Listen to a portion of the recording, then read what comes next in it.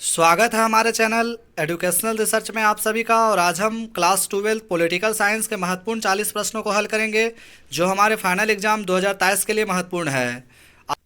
इस तरह question number 1 का रहा, वार्सा पैक्ट कब हुआ था।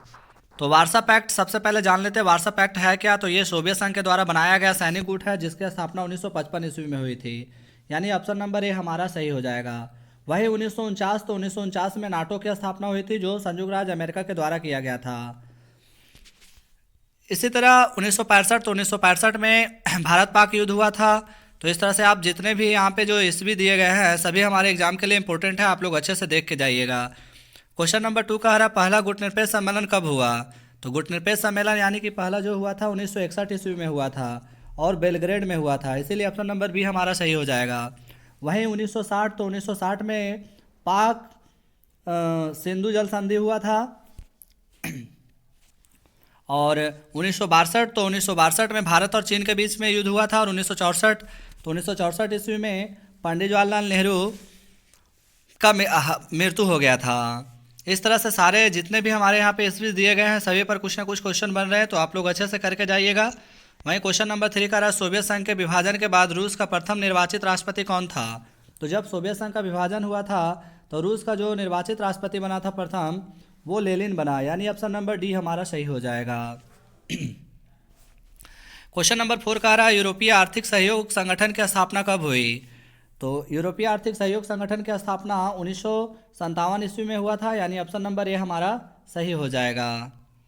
1948 ईस्वी, तो 1948 ईस्वी में मानवाधिकार की स्थापना की गई थी और इस तरह से 10 दिसंबर को मानवाधिकार दिवस मनाया जाता है। 10 दिसंबर जो हमारा मानवाधिकार से संबंधित है, 10 दिसंबर आप लोग नोट कर लीजिएगा। 10 दिसंबर मानवाधिकार दिवस मनाया जाता है। और 1991, तो 1991 ईस्वी में शीत युद्ध का पतन हो गया था, यानी सोवियत संघ का पतन हो गया था। वहीं 1955, तो इससे पहले भी हमने चर्चा किया था, 1955 ईस्वी में वार्सा पैक्ट यानी कि सोवियत संघ के द्वारा गुट बनाया गया था। वहीं क्वेश्चन नंबर 5 कह रहा है, कौन आसियान का सदस्य नहीं है। तो आसियान का सदस्य सबसे पहले कौन कौन से बात कर लेते हैं, इंडोनेशिया, फिलीपींस, सिंगापुर, मलेशिया और थाईलैंड। तो ये आसियान का सदस्य है, जबकि यहाँ पे श्रीलंका दिया गया है, तो हमारा ऑप्शन नंबर डी जो श्रीलंका है वो इसका सदस्य नहीं होगा। इस तरह से हमारा आंसर डी होगा। वहीं बता दें श्रीलंका से इससे भी क्वेश्चन पूछा जाता है कि भारत ने शांति सेना श्रीलंका कब भेजी। तो 1987 ईस्वी में भारत शांति सेना भेजता है। कब? 1987 ईस्वी में भारत शांति सेना भेजता है, लेकिन वह लिटे के युद्ध में फंस जाता है, जिसके कारण 1989 ईस्वी में भारत का शांति सेना वापस आ जाता है। कितना में? 1989 ईस्वी में। आप लोग अच्छे से नोट कर लीजिएगा, 1989 ईस्वी में भारत का शांति सेना वापस आ जाता है। इस तरह से सारे प्रश्न यानी कि एग्जामिनेशन के लिए हमारे आने के बहुत अच्छे हैं, तो आप लोग अच्छे से करके जाइएगा। और साथ ही हमारे वीडियो अच्छा लगा हो तो लाइक, सब्सक्राइब, शेयर भी करिएगा ताकि लोगों तक हमारा वीडियो पहुंच सके। क्वेश्चन नंबर 6 का रहा, निम्न में से कौन सी पार्टी नई राजनीति का प्रतिनिधित्व करने का दावा करती है। तो क्वेश्चन नंबर 6 का सही जवाब ऑप्शन नंबर ए और डी में यहाँ पे आने की थोड़ा सा प्रॉब्लम है, लेकिन आप लोग देख लीजिएगा। वैसे आंसर तो भाजपा होना चाहिए, भारतीय जनता पार्टी। तो अभी हम ऑप्शन नंबर ए को ले रहे हैं, आप लोग हमें कमेंट बॉक्स में लिख के बताइएगा। वहीं क्वेश्चन नंबर 7 का रहा, हरित क्रांति का संबंध है। तो हरित क्रांति का संबंध है स्वामीनाथन से, यानी ऑप्शन नंबर ए हमारा सही हो जाएगा। साथ ही बता दें कि हरित क्रांति का जो दशक था 1960 से 1970 हरित क्रांति का दशक माना जाता है। और इस दौरान चावल और गेहूं के उत्पादन में दुगना वृद्धि हुआ था। वहीं बता दें, अगर यदि क्वेश्चन पूछा जाए हरित क्रांति सबसे अधिक सफल कहाँ रहा, तो पंजाब और हरियाणा में। कहाँ? पंजाब और हरियाणा में। क्वेश्चन नंबर 9 का रहा है, संयुक्त राज्य अमेरिका ने साम्यवाद के विस्तार को रोकने के लिए किन सैनिक समझौते तथा संगठनों का निर्माण किया। तो संयुक्त राष्ट्र संघ ने साम्यवाद के विस्तार यानी सोवियत संघ के विस्तार को रोकने के लिए उन्होंने नाटो, सीटो, सैंटो तीनों की स्थापना की। नाटो की स्थापना 1949 ईस्वी में किया था। तो यहाँ पे ऑप्शन नंबर डी हमारा उपयुक्त सभी हो जाएगा।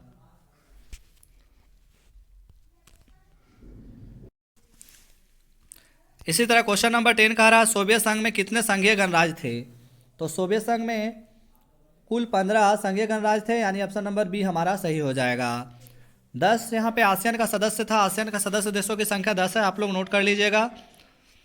इसी तरह क्वेश्चन नंबर 11 कह रहा, भारत के राष्ट्रपति प्रणब मुखर्जी ने 2 जून 2015 के किस किस पूर्व सोवियत देश की यात्रा की थी? तो 2015 में प्रणब मुखर्जी जो हमारे थे वो रूस की यात्रा की थी, यानी ऑप्शन नंबर बी हमारा सही हो जाएगा। इसके अलावा बेलारूसा ये सब भी यानी कि सोवियत संघ के ही भाग थे। वहीं क्वेश्चन नंबर 12 का रहा 1969 में कांग्रेस के विभाजन के समय उसका अध्यक्ष कौन कौन था? तो जब विभाजन हो रहा था उस समय कांग्रेस का अध्यक्ष निजलिंगप्पा थे, यानी ऑप्शन नंबर बी हमारा सही हो जाएगा। इंदिरा गांधी, तो इंदिरा गांधी पंडित जवाहरलाल नेहरू की बेटी थी जो कांग्रेस के आने की प्रधानमंत्री बने थे उनके मरने के बाद। और 1971 ईस्वी में इंदिरा गांधी की सरकार ने, इंदिरा गांधी जो थे वो चुनाव जीतने के लिए गरीबी हटाओ का नारा दिया था और इस तरह से बहुत अधिक बहुमत से विजयी हुए।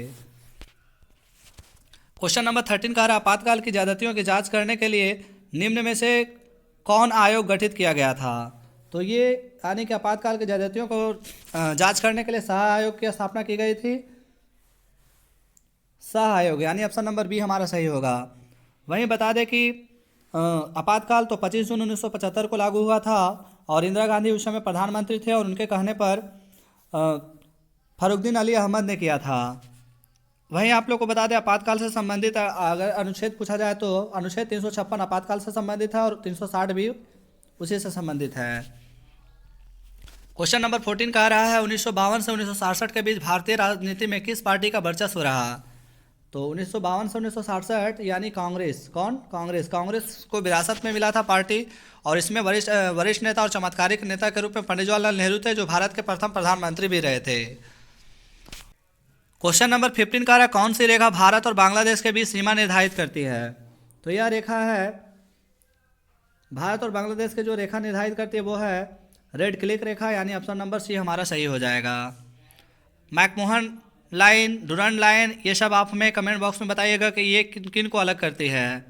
वहीं क्वेश्चन नंबर 16 कह रहा है भारत का पहला उप प्रधानमंत्री कौन था? तो भारत का पहला उप प्रधानमंत्री सरदार वल्लभ भाई पटेल थे, यानी ऑप्शन नंबर बी हमारा सही हो जाएगा। इसी तरह क्वेश्चन नंबर 17 कह रहा संयुक्त प्रगतिशील गठबंधन का नेतृत्व किस पार्टी द्वारा किया जा रहा है? तो ये किया जा रहा है कांग्रेस के द्वारा, यानी ऑप्शन नंबर सी हमारा सही हो जाएगा। कांग्रेस का स्थापना 1885 ईस्वी में हुआ था और ए हुम के द्वारा किया गया था। वहीं क्वेश्चन नंबर 18 कह रहा है मंडल आयोग की सिफारिशों को 1990 में किस प्रधानमंत्री ने लागू किया था? तो प्रधानमंत्री जो लागू किए थे उनका नाम था वीपी सिंह, यानी ऑप्शन नंबर बी हमारा सही हो जाएगा। मंडल आयोग के तहत में जो पिछड़े जाति है उनके लिए 27% आरक्षण की मांग की गई थी, वहीं ओबीसी के लिए भी 27%, वहीं ओबीसी के लिए भी 27% आरक्षण की मांग की गई थी। राजीव गांधी 1984 ईस्वी में इंदिरा गांधी के मरने के बाद यानी कि सत्ता में आए थे। इस तरह से क्वेश्चन नंबर 19 कह रहा है आपातकाल के दौरान नवनिर्माण आंदोलन का नेतृत्व किसने किया था? तो आपातकाल के दौरान नवनिर्माण आंदोलन का अगुवाई जयप्रकाश नारायण ने किया था, ऑप्शन नंबर सी हमारा सही हो जाएगा। आपातकाल तो 25 जून 1975 में इंदिरा गांधी और फरुखदीन अली ने इंदिरा गांधी के कहने पर फरुखदीन अली अहमद ने किया था। क्वेश्चन नंबर 20 कह रहा है नीति आयोग का पदेन अध्यक्ष कौन होता है? तो नीति आयोग का पदेन अध्यक्ष प्रधानमंत्री होता है, यानी ऑप्शन नंबर सी हमारा सही हो जाएगा। राष्ट्रपति की नियुक्ति मंत्रिपरिषद के द्वारा की जाती है, उपराष्ट्रपति, लोकसभा का अध्यक्ष, इन सभी का आप हमें कमेंट बॉक्स में बताइएगा।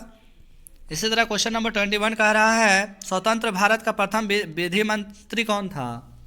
तो स्वतंत्र भारत का प्रथम विधि मंत्री BR अम्बेडकर थे, ऑप्शन नंबर सी हमारा सही हो जाएगा। BR अम्बेडकर संविधान के निर्माता थे। क्वेश्चन नंबर 22 कह रहा भारतीय जनता पार्टी के प्रथम अध्यक्ष कौन थे? तो भारतीय जनता पार्टी के प्रथम अध्यक्ष अटल बिहारी वाजपेयी थे, यानी ऑप्शन नंबर ये हमारा सही हो जाएगा। क्वेश्चन नंबर 23 कह रहा भारतीय संविधान का अनुच्छेद 370 किस राज्य से संबंधित था? तो ये संबंधित था जम्मू कश्मीर से, यानी ऑप्शन नंबर डी हमारा सही हो जाएगा।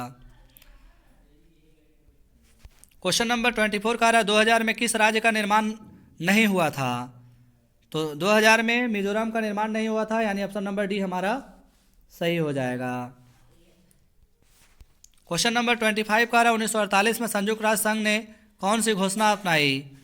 तो 1948 में संयुक्त राष्ट्र संघ ने मानवाधिकारों के सार्वभौम घोषणा अपनाई थी, यानी ऑप्शन नंबर ए हमारा सही हो जाएगा।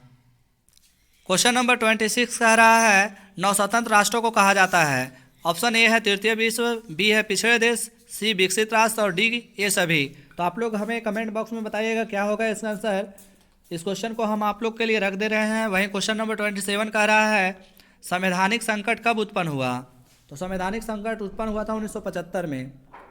क्वेश्चन नंबर 27 कह रहा है संवैधानिक संकट कब उत्पन्न हुआ। तो संवैधानिक संकट उत्पन्न हुआ था 1975 ईस्वी में। यानी देश में आपातकाल जो लागू हुआ था 25 जून 1975 को। इसका कारण क्या था। तो इसका कारण था कि जयप्रकाश नारायण और बिहार से छात्र दल उन सभी का मांगों को पूरा नहीं किया गया था, क्योंकि 1971 ईस्वी में इंदिरा गांधी ने नारा दिया था गरीबी हटाओ का, लेकिन चुनाव जीतने के बाद वो पूरा करने में असमर्थ रहे, जिसके कारण से लोग नाराज हो गए और उसके प्रति आंदोलन करना शुरू कर दिए। अपने बचाव करने के लिए 25 जून 1975 को इंदिरा गांधी ने फरुखुद्दीन अली अहमद को आपातकाल घोषणा लागू करने के लिए कह दिया और इस तरह से लागू किया गया। क्वेश्चन नंबर 28 कह रहा है जब 1975 में देश में आपातकाल लागू किया गया था तो भारत का राष्ट्रपति कौन था। तो उस समय भारत का राष्ट्रपति था, अभी हमने पहले बता दिए हैं, फरुखुद्दीन अली अहमद। यानी ऑप्शन नंबर बी हमारा सही हो जाएगा। क्वेश्चन नंबर 29 कह रहा है 14 बैंकों का राष्ट्रीयकरण किस वर्ष हुआ था। तो 14 बैंकों का राष्ट्रीयकरण 1969 ईस्वी में इंदिरा गांधी के सरकार के समय हुआ था।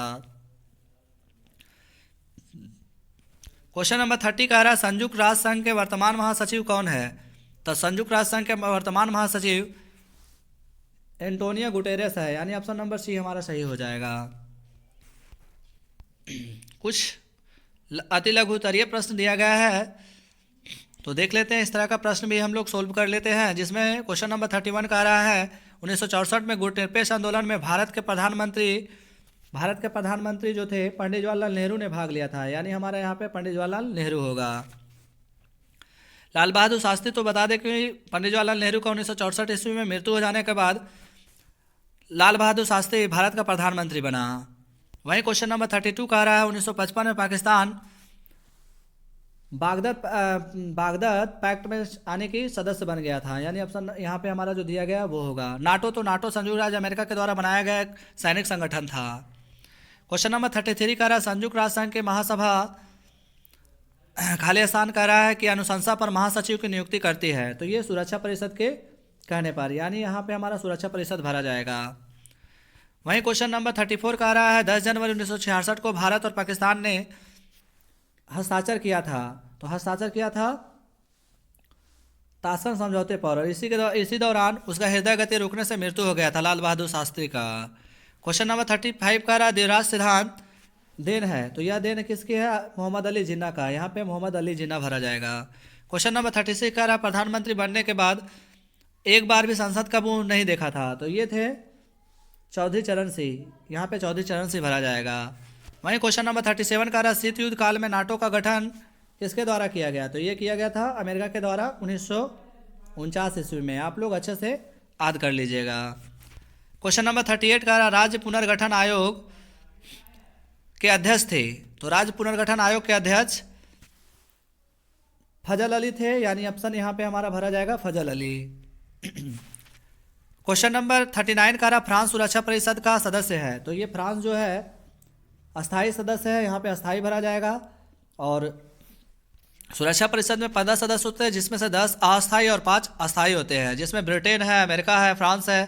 तो आप लोग अच्छे से याद कर लीजिएगा। क्वेश्चन नंबर आखिरी 40 कह रहा है रेल हड़ताल समाप्त हुई। तो रेल हड़ताल समाप्त हुई थी 1974 ईस्वी में। यहाँ पे 1974 भरा जाएगा। तो इस तरह से हमने 40 प्रश्नों को किए। वही बता दें कि 1974 हमारा एक और इम्पोर्टेंट पॉइंट है। 1974 में भारत ने पहला परमाणु परीक्षण पोखरण में किया था, जबकि दूसरा 1998 ईस्वी में किया था। तो ऐसे बहुत सारे प्रश्न हैं जो आप लोग को एग्जाम के लिए बहुत आने की कारगर साबित होगा। तो इस तरह से हमने सारे प्रश्नों को हल कर लिए हैं। और आप लोग को और भी इस तरह का प्रश्न चाहिए तो हमें कमेंट बॉक्स में लिख कर भेजें, ताकि हम आप लोग के लिए बना सकें। साथ ही हमारे वीडियो अच्छा लगा तो लाइक, सब्सक्राइब, शेयर करें। धन्यवाद।